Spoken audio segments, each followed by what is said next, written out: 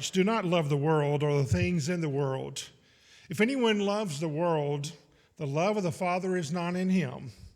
For all that is in the world, the desires of the flesh and the desires of the eyes and pride of life, is not from the Father, but is from the world. And the world is passing away along with its desires. But whoever does the will of God abides forever." Be seated, please. Welcome, everyone. We're so glad that you could be here today with us. I'd like to start by thanking Mr. Henry Webb for leading singing for us this afternoon. We needed some help, and he just stepped up for us, and I couldn't be more thankful for that. Well, welcome, everyone. At the conclusion of this lesson, we will have some desserts and snacks in the fellowship hall. We want to welcome everyone here in attendance, not just the youth, to fellowship together at the conclusion of this worship service. Our topic for this series is overcoming, and the topic I was assigned is lust of the eyes. What does it mean to lust with your eyes? We typically associate the word lust or desire. It usually has a sexual or passionate implication, especially in our culture. But this isn't a complete understanding, especially in the context of the verses that Mr. Ron just read for us. Lusting with the eyes is about a constant desire to have what we see, whatever that thing might be. You name it. Some interesting points about sight in general. Sight is said to be about 80% of the information we gather from the world. We process it visually. That is something that's incredible to think about. We use it to read people's expressions on their faces. We use it to sense depth, distance. We use it to read and gather information about the world around us. Our sight is so critical to everything that we do. Now, certainly there are people who are blind, who have learned to use the resources around them in their other senses to compensate. But when a person who's had vision all of a sudden loses it, that can be one of the most devastating handicaps that a person has because of their constant reliance on this sense. And it's numbing and terrifying for people who lose their sight. Because we rely so much on our sight, it can be used to program us. And that sounds a little bit strange. But our sight helps us get instantaneous information. It helps us to get instant impressions about the danger around us, are things that we need to be aware of, and to make split decisions faster than any other sense that we have. So now we're going to have a little audience participation. I'm going to show you guys a series of images, and I want you to quickly and honestly say out loud the thing that comes to mind when you see these images. One by one, we'll go through. I'll give you a few seconds between each one. I want you to be honest. Don't be silly, guys. Say what you honestly think of when you see these images. Are you ready? All right, here we go. Out loud. Huh.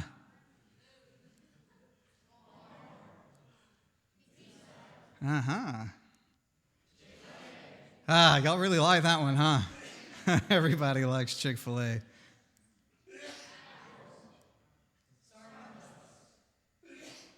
That was easy, right? It seems trivial. It seems a little bit silly that I would, put these slides before you because we see them so much every day. Got a question for you. How many times in your life do you think you've seen the McDonald's logo? A lot. They spend billions, that's with a B, of dollars on advertising every year. Why do they do that? Because they get their money back on it. Marketing is so much about what you see. Your mind is affected by the advertising you see. Logos, like the ones we just went through, are effective because they carry information with them that is not on the surface. They elicit a response in our minds. Marketers have done years of research on how we respond to different colors, different shapes, and they put all of this into those logos that you just seen. Every logo for a restaurant, I don't count Starbucks as a restaurant, has a color in it. What's the common color that you see in most restaurant logos? Does anybody know? Red. Do you know why that is? It makes you hungry. Scientifically proven that the color red helps you feel hunger. So, restaurants use red in their logos. Now, who's seen the commercials? Usually they come on during prime time where the little girl is so happy getting her Happy Meal. She's so excited when those golden arches, they even light up her face when she pulls into the driveway of the McDonald's. That glowing golden logo hits her face and she smiles because she knows she's getting a Happy Meal. Marketers tie feelings to their logos. Why do they do that? Zig Ziglar, if any of you have heard of him, was an extremely successful salesman in an era where people went door to door and worked really hard to sell the products that they wanted to sell to you. He later in his life was a seminar teacher for salesmen. And his biggest point of his sermons was that selling something to someone is about passing a feeling you have about it on to another person. And an effective sell will make somebody feel something. He also said that we are what we are because of what goes into our minds. I think he had some things pretty right. That's the goal of a marketer. They put something in your mind that will later cause you to make a decision. The conclusion that these marketers want you to have is, I want that, and I want it now. So effective marketing is based on these 3 points. We'll go through these quickly because you're going to see them again. The right message to the right person at the right time.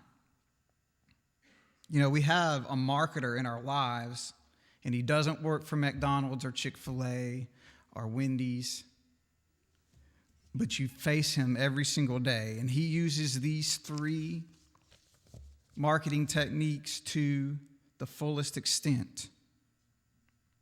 And he's the worst adversary that you could possibly imagine. 1 Peter chapter 5, verses 7 through 9.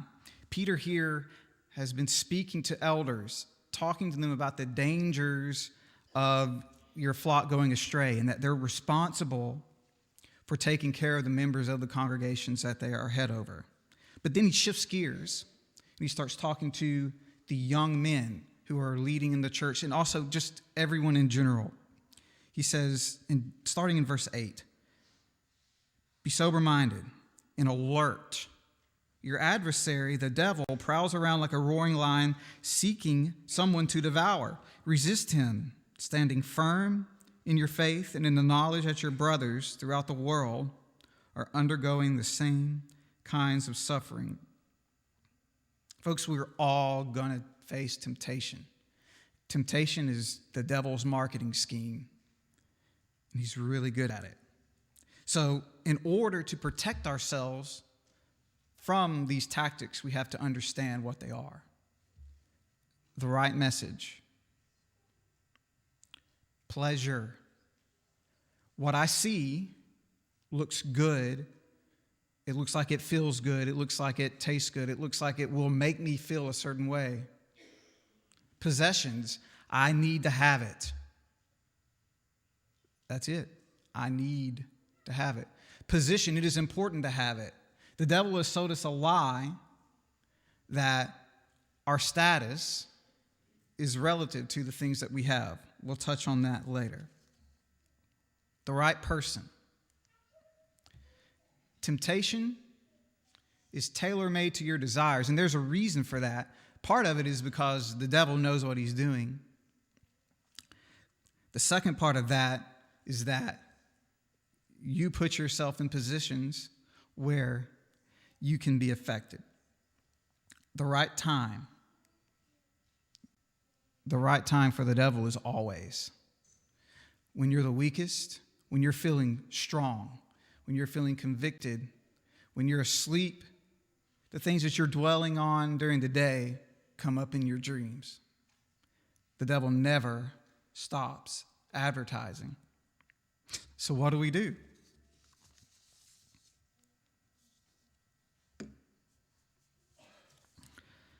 Well, what did Jesus do?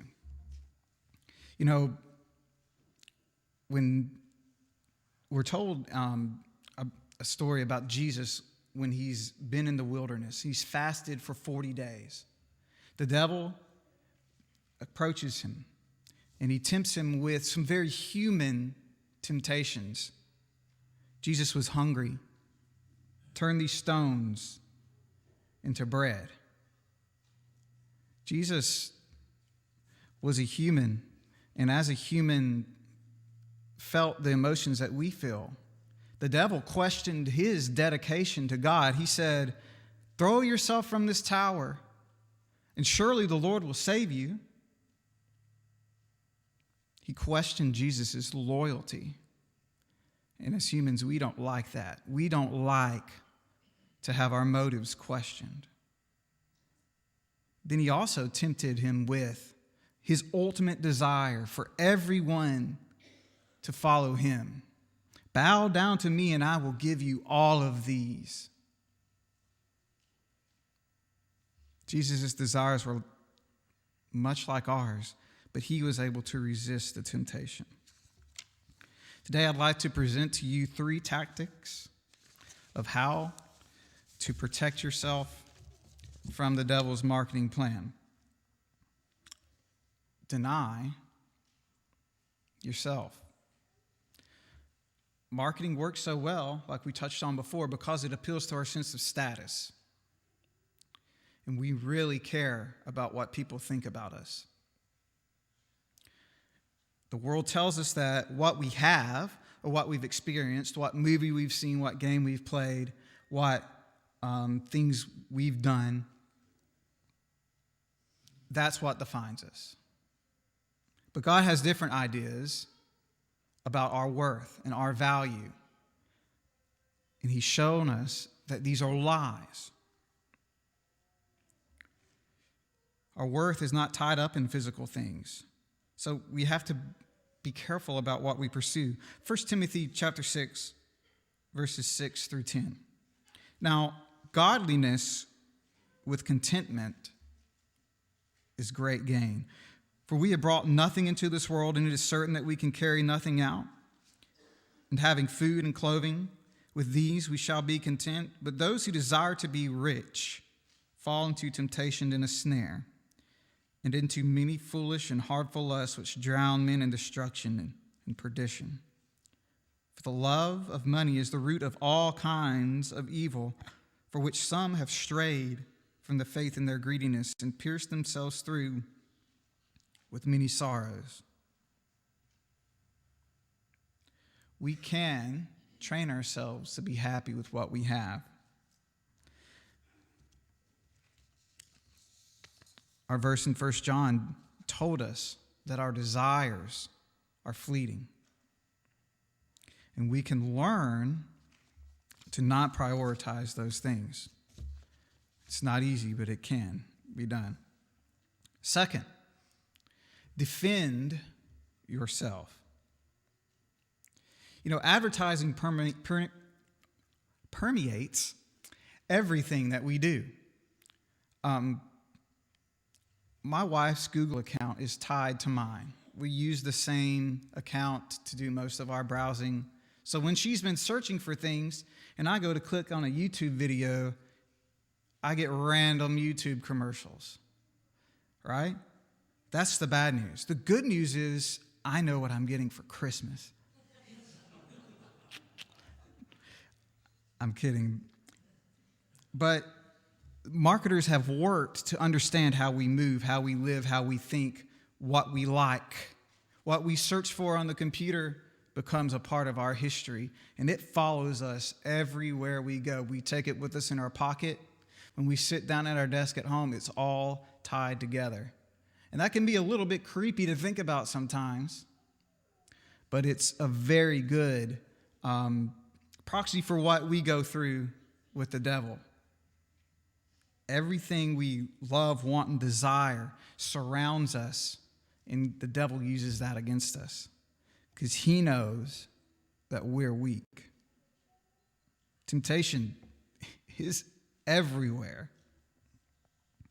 So how do we protect ourselves? How do we defend ourselves? Well, you can avoid sources of temptation. You won't be able to resist or avoid temptation all the time, but you can stop putting yourself in a place where you're tempted, where you see the things that tempt you. I'm going to level with you. I don't use Facebook an awful lot, and there's a very good reason why. When I browsed through Facebook, or when I did regularly, I would get upset. I would get angry at what people were writing and saying and doing. It would bother me, and I would feel so upset. It sounds a little petty because it is, but I know that that's a weakness. So I stay away from Facebook unless I'm going to check in on a friend or want to send somebody a message, and that's the easiest way. I avoid it because I know that if I don't, I'll be tempted to anger. Being angry is a sinful thing.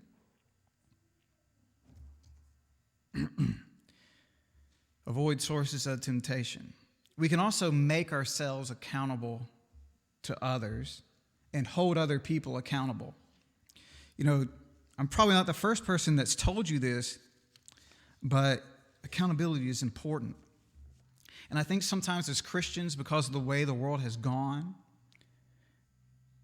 we want to be accepted by the world, so we're afraid to confront people when they're in sin, even our Christian peers, because we don't want to be seen as judgmental.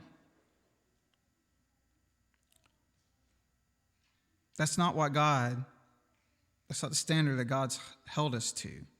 We owe ourselves better. Iron sharpens iron.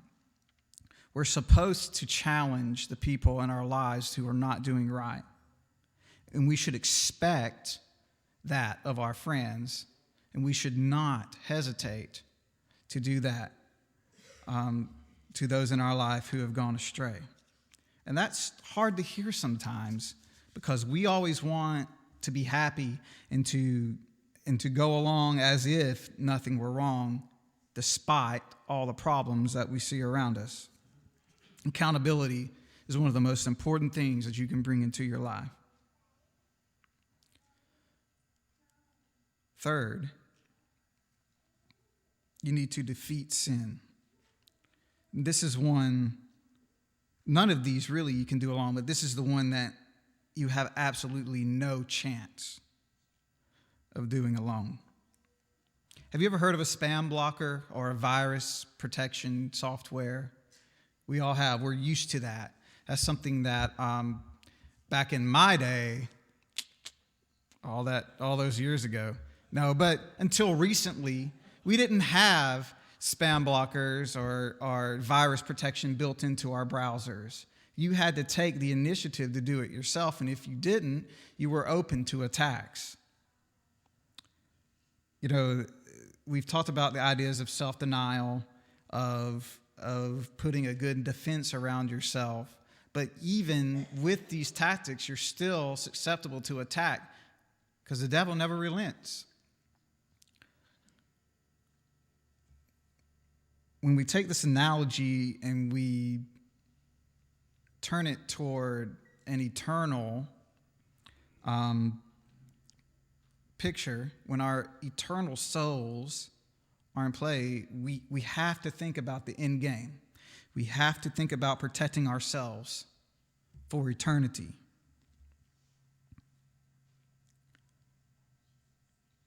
The scriptures paint a clear picture of what we're supposed to do to bring ourselves under that protection. Sin is and will continue to be a part of your life. No matter how hard you try, that weakness, a weakness will be found. Your defenses will be penetrated. So you have to take responsibility for your actions in the past and in the future. Paul paints just a beautiful picture of what Christ has done to protect us when we fell. Romans chapter 6 and summarizes that, and I will read a portion of that here starting in verse 8. Now, if we died with Christ, we will believe that we also live with him. For we know that since Christ was raised from the dead, he cannot die again. Death no longer has mastery over him. The death he died to sin once for all, but the life he lives to God. Verse 11. In the same way, count yourselves dead to sin, but alive to God in Christ Jesus. Therefore, do not let sin reign in your mortal body so that you obey its evil desires. Do not offer any part of yourself to sin as an instrument of wickedness, but rather offer yourselves to God as those who have been brought from death to life, and offer every part of yourself to him as an instrument of righteousness. For sin shall no longer be your master, because you are not under the law, but under grace. Grace is a wonderful thing, and I'm thankful that we have it. But we should not abuse it. In fact, Paul goes on in this same passage to talk about how sinning, in continuing the sin that you gave up when you became a Christian, is a horrible thing to do. We cannot take for granted the protection that Christ has put us under. We have to put our treasures, the things that we desire, in heaven.